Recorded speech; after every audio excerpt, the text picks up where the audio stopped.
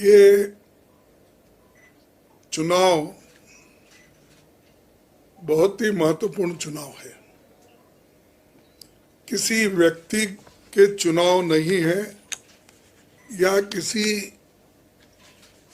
को नीचा दिखाने के लिए ये चुनाव नहीं है।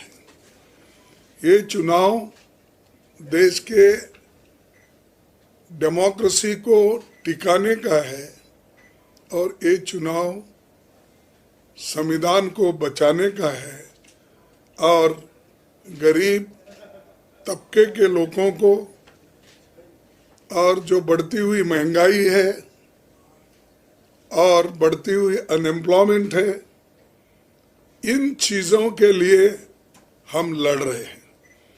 किसान परेशान है और हर चीज़ के लिए लोग आज बहुत ही परेशानी से अपना दिन गुजार रहे हैं।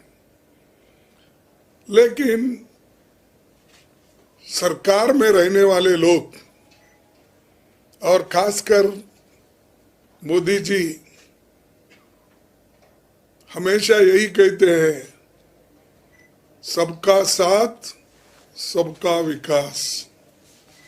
लेकिन ये नहीं बोलते आगे सबका साथ सबका विकास तो बोले हैं, विकास तो नहीं हुआ, लेकिन सबका सत्यानाश तो हुआ।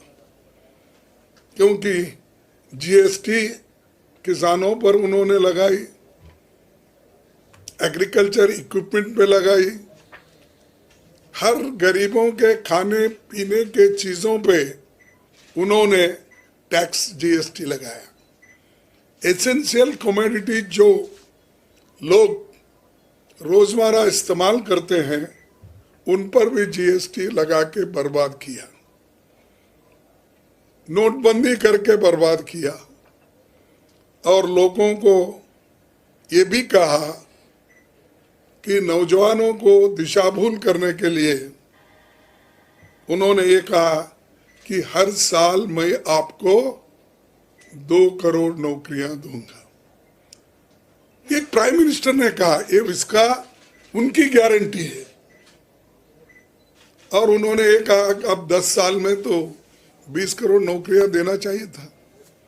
हम नहीं बोले, ये तो वायदा उन्होंने किया था लोगों के साथ। दूसरी बात उन्होंने बोले कि ये लोग कांग्रेस के जमाने में बहुत काला धन बाहर गया, बहुत से इंडस्ट्रियलिस्ट बाहर पैसे रखे, वो सब लाकर मैं हर एक के जॉब में 15-15 लाख रुपए डालूंगा। ये कहा, ये सत्य है। अगर सत्य है तो आप मानिए, अगर नहीं है तो आप छोड़ दीजिए। लेकिन ये बात तो हुई ना, उन्होंने ही कहा। तीसरा उन्होंने कहा, भाई मैं किसानों की आमदनी इतना बढ़ाऊंगा वो दुप्पट हो जाए, 2 पट हो जाएगा। लेकिन किसानों की आमदनी भी नहीं बढ़ी।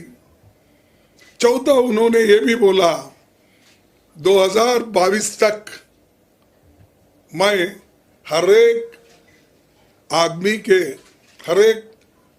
के उनके सर पे छत यानी मकान बना के दूंगा। वो भी पूरा नहीं हुआ। तो जो चीज उन्होंने कहा